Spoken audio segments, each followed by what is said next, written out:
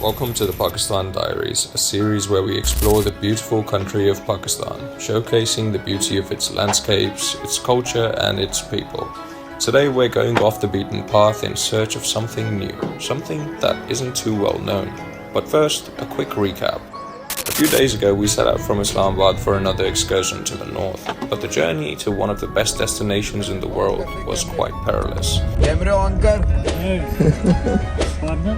On the way, we had to deal with a few potentially fatal challenges, but if you ask me, that just adds character to this place.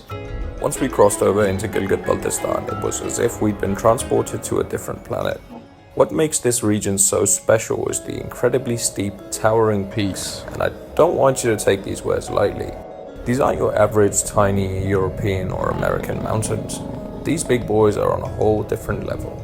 There are countless mountains here that are over 7,000 meters. In fact, there are so many colossal mountains here that most of them don't even have names, and they aren't even considered that special. Because what really matters in the world of giants are the 8,000ers. There are only 14 peaks higher than 8,000 meters in the world, and 5 of them are in Pakistan. Honestly, once you experience the mountains in northern Pakistan, no other mountains will do it for you. Anyway, we finally made it to Skardu and got situated, made some friends with the locals, and started exploring Skardu. The temperature on this trip has ranged between -6 degrees Celsius to -22 degrees Celsius. That's a bit warmer than last year at the same time when I came here. But this time, there was snow, so we got treated to some spectacular views. So far, we got to experience the mighty Indus River and a somewhat uncommon geological feature. Snow-covered sand dunes at one of the highest cold deserts in the world. And it has been a magical experience in Skardu so far.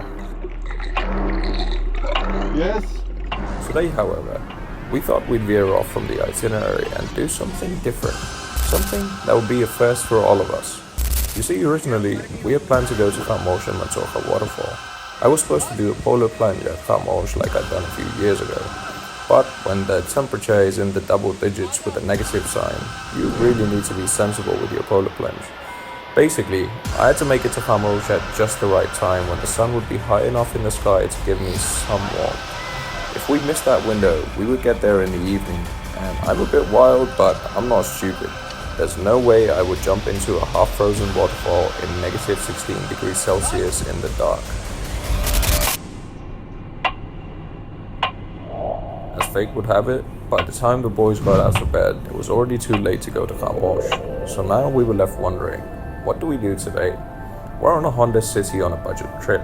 With ice and snow on the roads, there are only so many places we can access on this vehicle. So what do we do next? Along came Raju, our host, with a recommendation that I didn't even know existed in Pakistan. Raju knew of the existence of a hot spring deep in the Karakoram range, on the way to the second highest mountain in the world, K2. At first I was like, there's no way there are hot springs in Pakistan because there are no volcanoes here. This is a collision mountain range, not volcanic. But that was me thinking like an Oregonian. My inner geologist immediately arrived at the conclusion that if there are hot springs here, then they exist because of the immense pressure of the Eurasian and Indian tectonic plates smashing into each other, creating the highest mountain ranges in the world. And let's be honest, we would all rather jump into hot water than cold. So we set our sights towards Chutron, deep in Shigar Valley. The only question remained, could we actually get there in this car? Right, so today we're headed somewhere that I didn't know existed until this morning. So we made a last minute plan change, and instead of going to Khamosh waterfall today, we're going to one of the few hot springs in Pakistan. And honestly, in this extremely cold weather, that sounds just as close to heaven as we can get in the north. Yes, we would get there very late at night, but hey, the water's hot, so there's no rush really.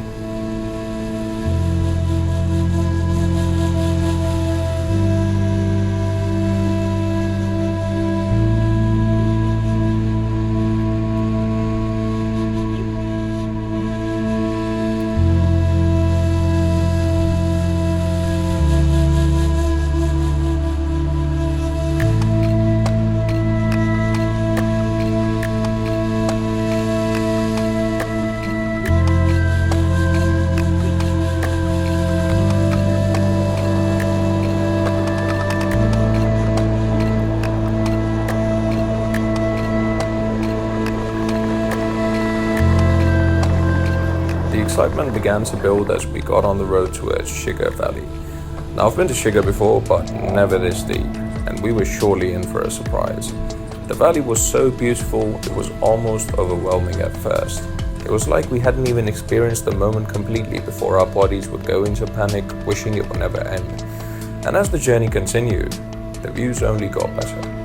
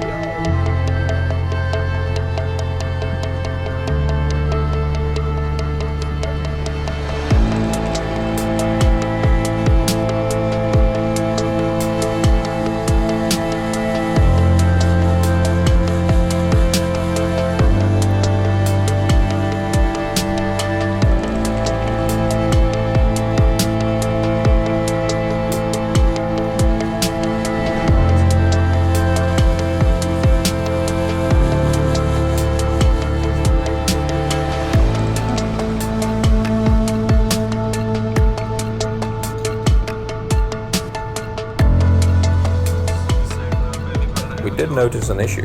We were barely making any time. You see, the car we're in is fully loaded and it's already low enough as it is. So anything bigger than a tennis ball is going to hit the car. And the smallest bumps on the road have now turned into the biggest obstacles.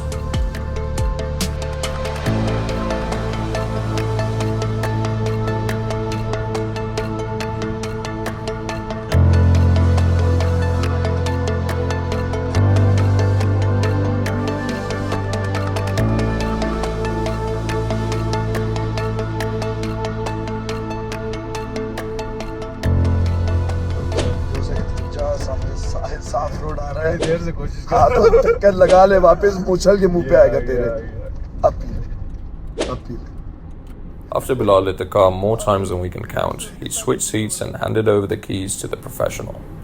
Just me, I'm the professional. Not to toot my own horn, but with more than 300,000 miles of road trips and nearly 30,000 miles of off-road driving in some of the most challenging terrain, I might be one of the best off-road drivers in this country. Yeah, sometimes even I'm amazed at how cool I am. Anyway, all that was on an FJ Cruiser I lifted and built over many years. Now, I have in my hands a Honda City, and it's not even mine, so I have to be even more careful. As we inch along this road, I can't help but think we would already have been there if we had a 4x4 right now. Perhaps we should have just rented one. But then I thought, what's the fun in that? This actually feels like I'm back in Oregon on a very difficult off-road track. Yes, the obstacles are a joke, but on this car, I might as well be going over giant boulders. And before long, I found myself really enjoying the drive.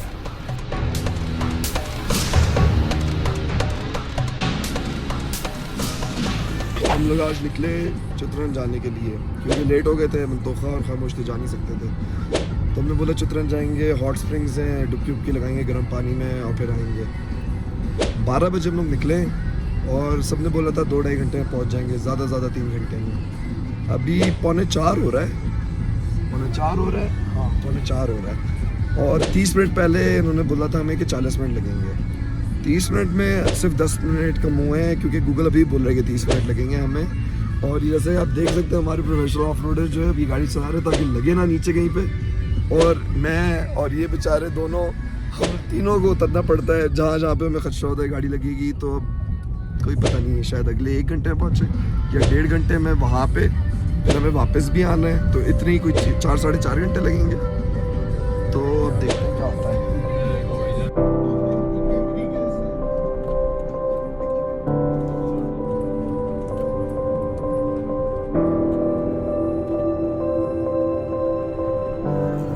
Things were going slow, but good.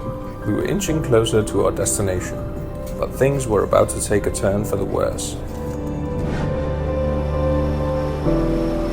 Before long, we came across an obstacle that definitely would have messed up Bilal's car. There was no way around this, and no way through it on these tires and the city's ground clearance. There was a solution though, a very long and time-consuming solution that would get us through, but it was still risk damaging the car a bit. A genius plan was devised to place rocks in these dips so the car wouldn't get beached. Basically create a makeshift road. Personally, I was in no mood to stop here. It was but a tiny icy puddle. I would have just sent it.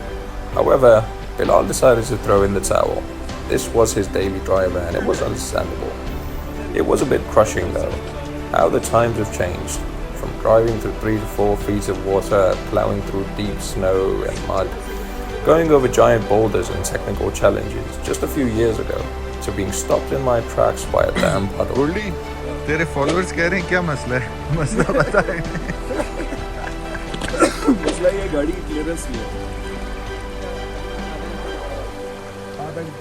यहाँ कहीं से भी लेके गए तो ये टूट सकता है। जीप के साथ बैठ के निकल जाते हैं, गाड़ी तक नहीं करते।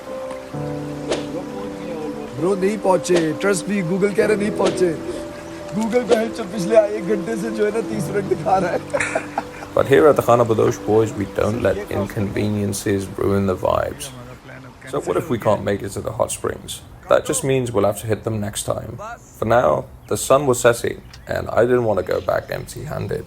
So we looked to the closest mountain beside us and started climbing.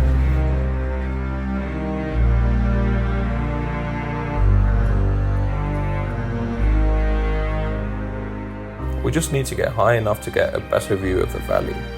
This is the cool thing about this place.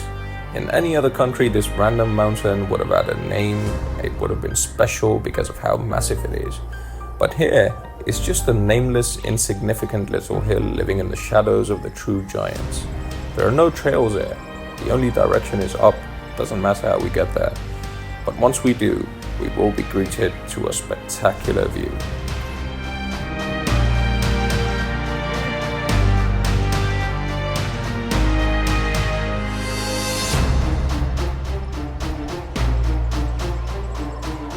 It's like Shigar Valley put on a display to say goodbye to us, tempting us to return again.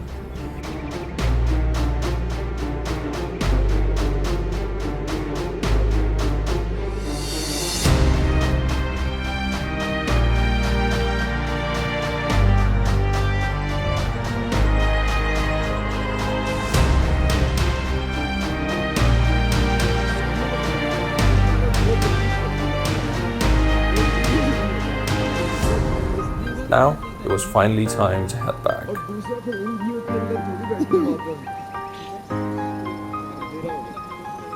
अंधेरा होगा, चलो।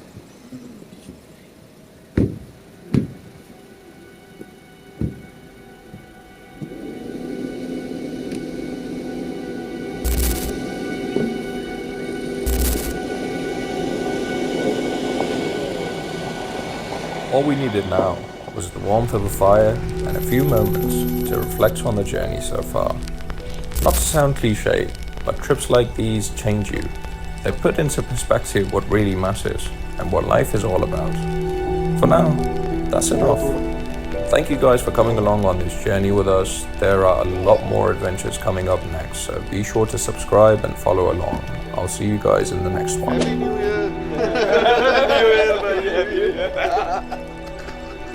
बेचारे ने जज्बे के साथ interview